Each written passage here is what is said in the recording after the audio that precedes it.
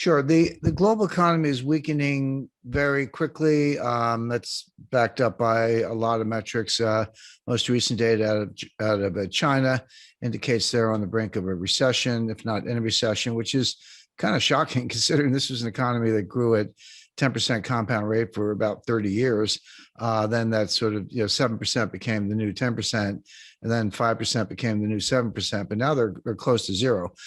They lie about their numbers; they're not reliable. But you can get something out of it. There are other private sources of information that show the same thing. So their growth is close to zero. A lot of reasons for it. The real estate meltdown, the COVID lockdowns, which are probably as much political as they are medical. There's no medical sense to them whatsoever.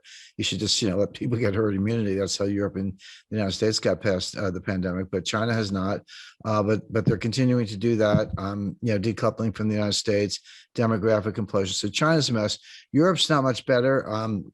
They're, again, right on the border of a recession right now, according to a lot of data, but they're going to take a deep plunge almost immediately as I guess they've had a little bit of a mild spell in Europe, but the cold weather won't be far behind. I actually watched the jet stream. Often the jet stream is kind of straight with a little bit of a wave, but every now and then it goes meridional, which means it's really wobbly. That means that's how these cold Arctic blasts come down into, it could be the United States, North America, or Europe. It looks like that's how the jet stream shaping up. So you look for a bitterly cold winter in Europe. Their energy is depleted. You hear the happy talk from the EU leadership and others, well, Germany's reserves are almost 100% full. Yeah, but what they don't tell you is that the reserves are only 20% of what they need. So you got 100% of 20%, which is 20%, at least where I went to school. No new supply coming in. Latest information, I had always pointed to the U.S. as being behind the sabotage of the Nord Stream pipeline. But when I say U.S., I kind of put U.K. in the same breath because they work together.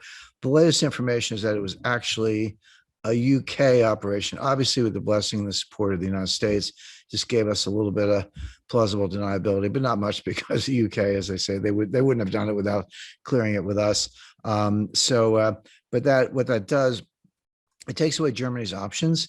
If Germany decided they wanted to, make amends with Putin, or at least talk to Putin, get the natural gas flowing in exchange for easing up on arms shipments to Ukraine, et cetera, that door was open, but not anymore, because they took away Putin's leverage. Because even if Putin said, yeah, I'll give you more gas, he can't do it, at least in the short run, because the pipeline's blown up.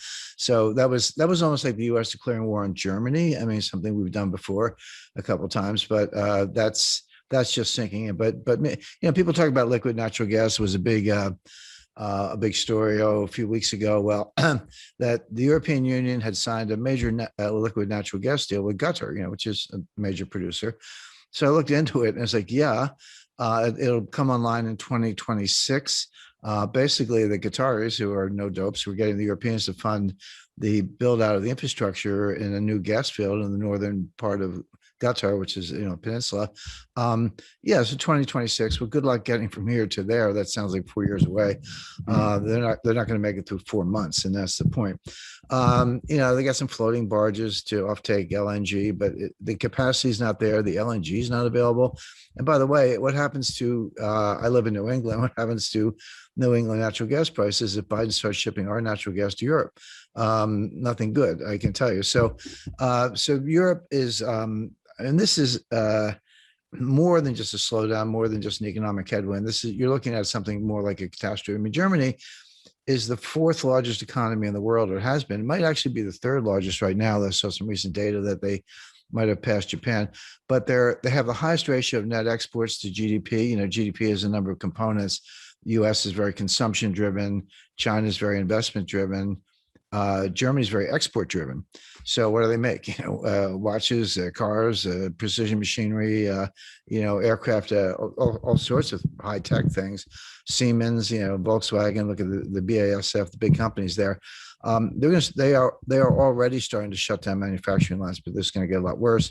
The energy is going to be rationed. Thermostats are going to be set at 50 degrees Fahrenheit. I mean, I'm not sure what the equivalent is in centigrade, about 15 or something. But They're going to be, the Germans are out chopping down trees to get wood to stay warm this winter. There is no firewood for sale. This isn't medieval. This is Neolithic. And then, the Poles are lined up to get coal depots to get some coal in the trunks of their cars or the flatbeds of their pickup trucks for the same reason. So this is a disaster. Now, over the United States, our economy, so we had negative growth in the first quarter and the second quarter of 2022. Two back-to-back quarters of declining GDP meets the kind of rule of thumb definition of a recession. Nobody wants to use the R word. They're all hiding behind the National Bureau of Economic Research, which is the official arbiter of recessions and recoveries. We'll see what they say. Typically, the National Bureau of Economic Research declares a recession, the beginning of a recession, after it's already over. It's like, thanks, we've been through it. Thanks for letting us know we just had a recession. They'll probably come out and say something next year. Who knows? But if it was a recession, it kind of looks like one. It was very mild, granted. Growth in the third quarter was a lot stronger, 2.6%. But when you dissect that, what you see is that that was almost 100% driven by net exports. When was the last time the United States had positive GDP driven by net exports? Probably 1959. I mean, that's typically a drag on growth, and been running trade deficits forever. But there it was. That meant that people were still buying U.S. goods, but the U.S. we were not buying as much from other people. That's indicative of a slowdown. Consumption was weak, private investment was weak, inventories were weak. Those are the real drivers of the economy, and they were all weak. So, okay, net exports, that's not sustainable. So I would look for a recession, a more severe recession to begin in the fourth quarter. That's one, combined with Fed tightening, interest rate hikes, balance sheet reductions, et cetera. That's one whole vector, and I wouldn't put any weight on a low unemployment rate. It ignores labor force participation rate, which is awful. It's down around 62% versus 70% in the year 2000.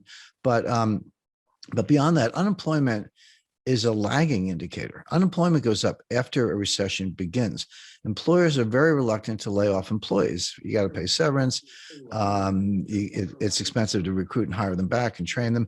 So you pretty much wait until the recession has already started, and you can, oh, gee, all right, I got to lay some people off. So it's not a leading indicator; it's a lagging indicator. So the Fed is behind the curve, and then beyond all that, Adam, is the biggest, the real 500-pound gorilla in the room, if you want to call it that, is there's a brewing global liquidity crisis, a global financial crisis.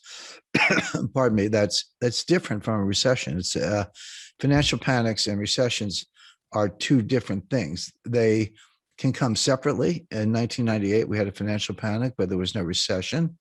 In 1990, we had a recession, but there was no financial panic. In 2008, we had both. They can come together. It looks like they might be coming together again. This is revealed in inverted yield curves. Major dealers are bidding at auction for treasury bills. The Fed will give you treasury bills with a phone call. All you have to do is call the Fed and do a reverse repo with the Fed. They'll give you some treasury bills. But the banks are bidding at auction for treasury bills that yields to maturity lower than what the Fed will give you for a phone call. Why would you do that? The answer is the Fed bills cannot be rehypothecated. They cannot be used as collateral, but the auction bills can. So what that tells you is there's a collateral shortage. That means deleveraging balance sheets. It means financial distress. And we also see it not just in the treasury yield curve, which is inverted from right now 6 months to 10 years, but also the euro dollar futures curve, which is even more troubling. It's not unprecedented, but it is rare, and it's not a good sign. But the Fed continues, raising rates in the teeth of this really bad data. So I look for a severe recession in the U.S., really global, because your question was how's the global outlook? It's pretty bad. Maybe something closer to social unrest and riots in Europe, and then on top of that, possibly a global financial liquidity crisis worse than 2008. Well, there are two answers to that, but they're consistent. I'll give you both. The short answer is it doesn't matter. And no, you listed a number of factors. I'll go back over those factors, and you're right, but it doesn't matter. It low is low. In other words, the thing about labor force participation is a very simple calculation. You say how many people are working. That's the numerator, and how big is the labor force? That's the denominator. That's all it is. Now, it's never 100%, right? Because there are students and homemakers and retirees and others. There are good reasons for some people not to be in the workforce at any given time. But as recently as 2000, that number was 70%. What drove it between about approximately 1975 and 2000 was basically women entering the workforce, women who had been home, as homemakers or performing other roles, entered the workforce, and then that number went up. So like I said, it's never 100, but 70 was very strong. 62 is down a lot. I mean, that's about a 14% decline. Look, GDP, the standard definition is, it's consumption plus investment plus net exports plus, government expenditure, like a four-part thing. Yeah, but there's a simpler way to do it, which is how many people are working, how productive are they? Just who's working and how productive are they? That equals nominal GDP. And if you have fewer people working, the economy is going to shrink unless productivity is going up, which it's not. And so this is one of the major headwinds. Now, you're right. There are some early retirees. There were a lot of people who stayed home, obviously, during COVID, and it's very well studied and clear that working is a habit, it's a good habit, I think, for the most part, but it's like any habit. Once you break it, it's hard to go back. So once you get used to not working or working from home, or, we're just staying home, the government was handing out checks, beginning with Trump in, I believe it was June 2020. Everybody got that one was a $1,400 check. And then in December 2020, at the end of the Trump administration, everybody got a $600 check. And Biden comes in February 2021, not to be outdone, he hands out, I think, a $1,600 check. So everybody got a check, like two or three of them. And a lot of younger people opened accounts on Robinhood and started trading Bitcoin. That didn't work out too well, but a lot of people saved the money. But there were very definite spikes in retail sales coming within 30 days of the checks. Well, that's not surprising. I give people free money, they'll go buy stuff. And that kind of kept the economy going. It wasn't a real boom, but it looked good. But we're not doing that anymore. There's no more checks. And so you got a lot of people who lost the habit, a lot of people staying home, watching, maybe the World Series or whatever, eating Doritos, but they're not working. A lot of people out of the habit, but they just got used to government handouts. Not everybody, but some. And the other problem is, because people say, wait a second, how can you have low labor force participation when everywhere you look, they're entry level, like cashier or hamburger maker, with benefits, training, and advancement? Well, that's pretty good for, entry level hamburger person. So there are and people call this a labor shortage. There isn't actually a labor shortage, because we just talked about how you've got perhaps as many as 10 million, people between the ages of 25, 54 who are sitting home. But the problem from the employer's point of view, there's a shortage of